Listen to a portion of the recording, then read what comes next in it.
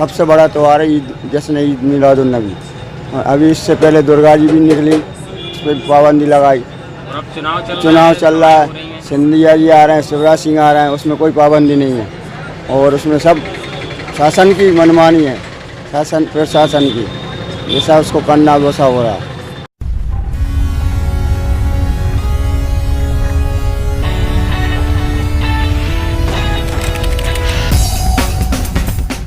गजब का जादुई एपिडेमिक है कोरोना, जो मंदिर मस्जिद से फैल सकता है, धार्मिक उत्सवों में फैल सकता है, स्कूल कॉलेजों से फैल सकता है, लेकिन खद्दरधारियों की सभाओं में बुलाई जा रही लाखों की भीड़ से कोरोना नहीं फैल सकता। कोरोना खद्दरधारियों से डरता है, क्योंकि हमारे देश के खद्दरधारी खुद इतना बड़ा वायरस है, कोरोना जैसा वायरस भी इनसे बचता नजर आता है।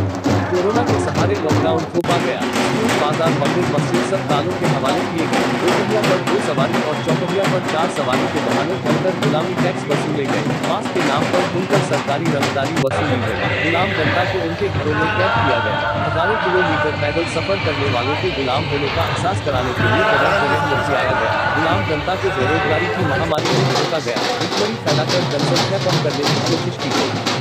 देश की इकोनॉमी पूरी तरह लड़खड़ा जाने से दूर सूचना लहर से बचने के लिए तमाशाई तरीके से बाजार खोले गए। सबसे पहले शराबियों पर मेहरबानी करके शराब खाने खोले गए, शराब खाने बाजार खोल दिए गए, लेकिन आज भी शिक्षा और भगवान को कैद ही रखा जा रहा है। महामारी के नाम पर पूरे देश ने सरकार के, या सही माने तो बीजेपी के, कदम से कदम मिलाकर सहयोग किया और आज तक कर रहे हैं। देश की भोली भाली जनता ने नमाज छोड़ी, पूजा छोड़ी, रमजान छोड़े, कांवड़ छोड़े, ईदें छोड़ दी, कृष्ण जन्माष्टमी छोड़ दी, शादियों की खुशियां बलिदान कर दी, तो शव यात्राओं को भी सूना कर दिया। गुलाम जनता का धर्म कर्म तक पर पाबंदियां ला दी गई, जो कि आज तक बादस्तूर लदी है।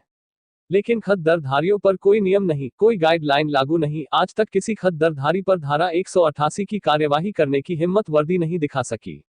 4 दिन पहले ही नवरात्रि का बड़ा त्योहार ठंडा करा दिया। ईद मिलादुन्नबी पर सन्नाटा कराया गया, जबकि बिहार में हर रोज खद्दरधारी लाखों की भीड़ जुटा रहे हैं। यूपी और मध्य प्रदेश में नेता हजारों की तादाद में भीड़ जुटा रहे हैं। प्रशासन अपनी ही बनाई गाइडलाइन से मुंह छुपाता दिख रहा है। अगर बात करें मध्य प्रदेश की, तो मुंगावली विधानसभा के उपचुनाव के लिए आज खुद सूबे के मुखिया शिवराज सिंह चौहान ने लाखों की तादाद में भीड़ इकट्ठा करके जनसभा की।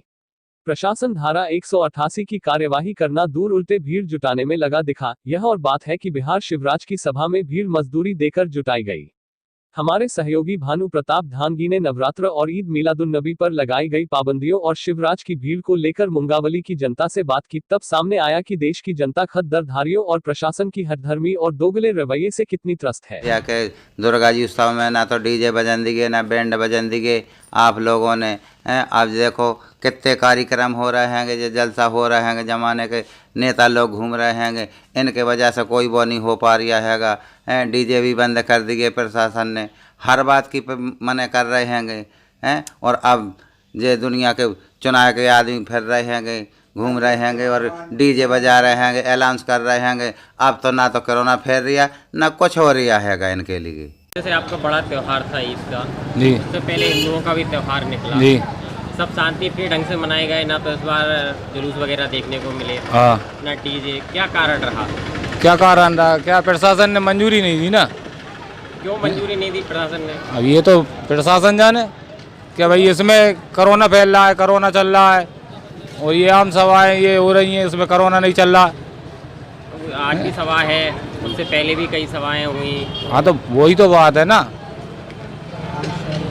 12 वफात का त्यौहार था, उससे पहले नवरात्रि, दशहरा का त्यौहार था, शांतिप्रिय ढंग से मनाए गए। क्या कारण?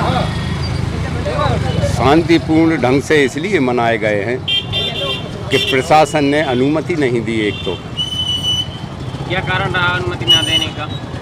कोरोना काल चल रहा है, इस वजह से शांतिपूर्ण ढंग से मनाए गए। राजनीतिक आयोजन प्रयोजन हो रहे हैं, उनसे कोरोना का कोई फर्क ही नहीं पड़ता। राजनीतिकों को देखकर कोरोना तो वैसे ही भाग जाता है। अभी कल आपका त्यौहार था, उससे पहले नवदुर्गा भी निकला है, सब शांति प्रिय ढंग से मनाए जा रहे हैं। डीजे वगैरह कुछ भी नहीं देखने को मिला, जुलूस देखने को नहीं मिला। क्या कारण रहा? कारण यही है, प्रशासन बता रहा है कि कोरोना संक्रमण की वजह से हम बता नहीं हो रहा है, लेकिन यही है कि और पूरे चुनावी का पूरा काम हो रहा है।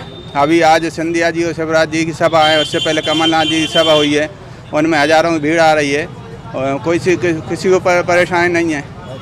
और त्योहारों में क्यों परेशानी होती है? मालूम नहीं धार्मिक कामों में क्यों परेशानी है प्रशासन को। इससे पहले दशहरा भी हुआ, भी पूरा उन्होंने शांतिपूर्वक दुर्गा जी का विसर्जन करवाया। कल आपका भी त्योहार, हमारा त्यौहार निकला, हम लोगों को बहुत परेशानी हुई। हमारा सबसे बड़ा त्यौहार माना जाता है जश्न ईद मिलादुन्नबी। कल आपका त्योहार था जी, ना डीजे देखने को मिला ना जुलूस, क्या कारण रहा? ये सब प्रशासन की वो है, प्रशासन की दबाव है, प्रशासन का वो है, मनमाना है। ये हमारा त्यौहार नहीं माना, जब सबसे बड़ा त्यौहार है ईद, जश्न ईद मिलादुन्नबी। अभी इससे पहले दुर्गा जी भी निकली, उस पर पाबंदी लगाई। और अब चुनाव चल रहा है, सिंधिया जी आ रहे हैं, शिवराज सिंह आ रहे हैं, उसमें कोई पाबंदी नहीं है। और उसमें सब शासन की मनमानी है, शासन प्रशासन की, जैसा उसको करना वैसा हो रहा है। यहाँ एक बात और बता दें कि देश का चुनाव आयोग पूरी तरह से बीजेपी के सामने नतमस्तक है। जहां बिहार के पटना में पोलिंग चलते के दौरान मोदी की सभा की छूट दी, तो वहीं आज मुंगावली में समय सीमा के घंटों बाद तक शिवराज की सभा जारी रहने दिया गया।